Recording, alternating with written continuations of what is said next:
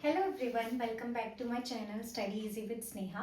तो जो आज का हमारा टॉपिक है वो है life processes in animals for class 7। तो यहाँ हम इस टॉपिक को बहुत लॉन्ग में नहीं पढ़ेंगे।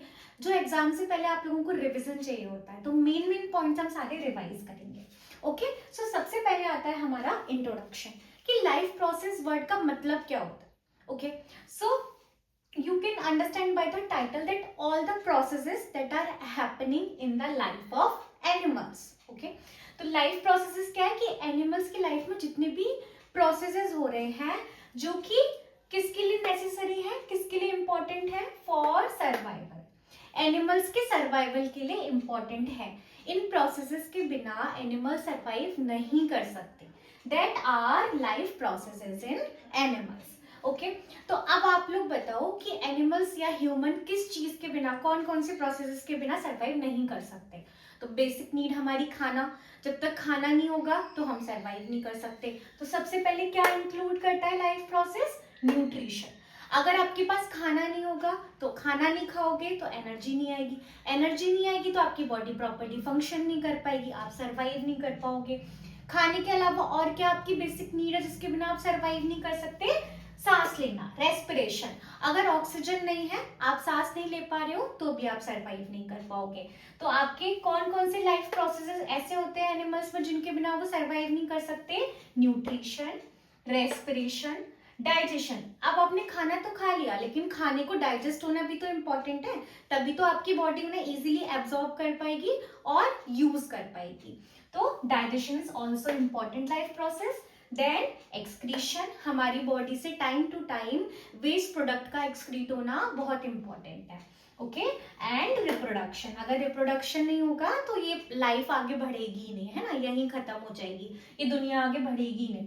तो लाइफ प्रोसेसेस एनिमल्स क्या होते हैं? अगर आप वन सेंटेंस में बोलो, all the processes in the life of animals without that they can't survive, and it include nutrition, respiration, digestion, excretion, reproduction. ये आप बता सकते हैं। यहां तक क्लियर है? Okay, now let's move to the next topic.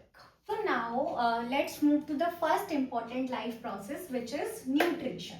Okay, so now nutrition is what? It is taking food. ठीक है, खाना खाना, that is the nutrition.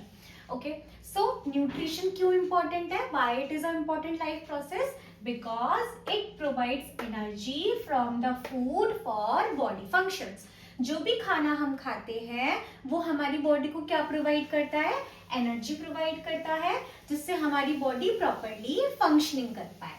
Okay, अब different different animals different different food खाते हैं उनकी नीड्स के अकॉर्डिंग।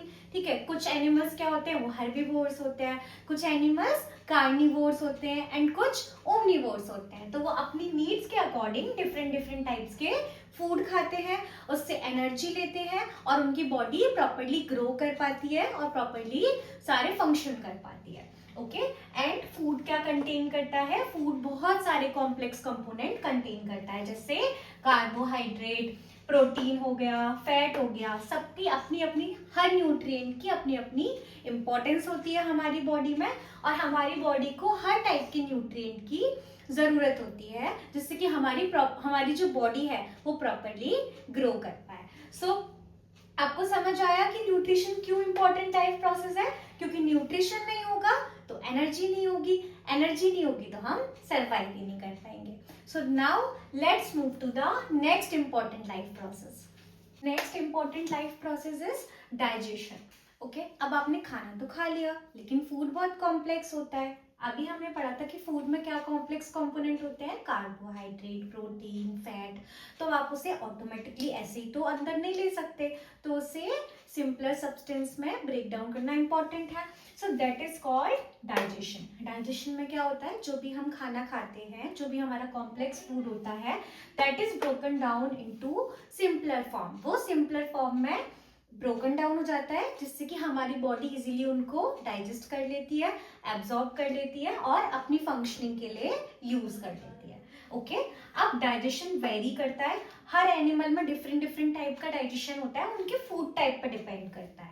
ठीक है, तो जैसे यहाँ पे कुछ एग्जाम्पल अगर हम देखें, तो जो काउज होती हैं, काउज को हम र्यूमिनेंट्स बोलते हैं। ठीक है। तो काउस के अंदर 4 चैम्बर होते हैं। तो जो काउस होती है वो फूड को 2 टाइम्स च्यू करती हैं, ठीक है। तो एक बार करती है, वो च्यू करती है, देन पेट में ले लेती है, उसके बाद दोबारा वो फिर से अपने माउथ में लाती है, फिर से च्यू करती है।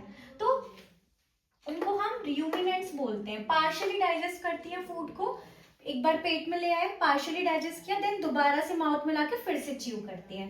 तो अगर हम बोले काउस को, तो काउस कितने टाइम्स फूड च्यू करती है? ट्वाइस, ठीक है।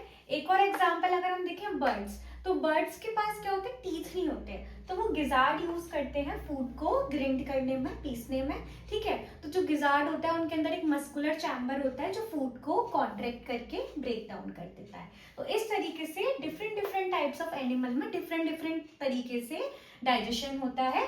And digestion is important life process, because अगर डाइजेशन नहीं होगा तो फूड को आप अच्छे से डाइजेस्ट ही नहीं कर पाओगे, आपकी बॉडी यूज ही नहीं कर पाएगी, ठीक है। That's why digestion is the important life process. अब ये तो हमने देखा एनिमल्स में, लेकिन हम ह्यूमंस में कैसे डाइजेशन होता है, that is our next topic.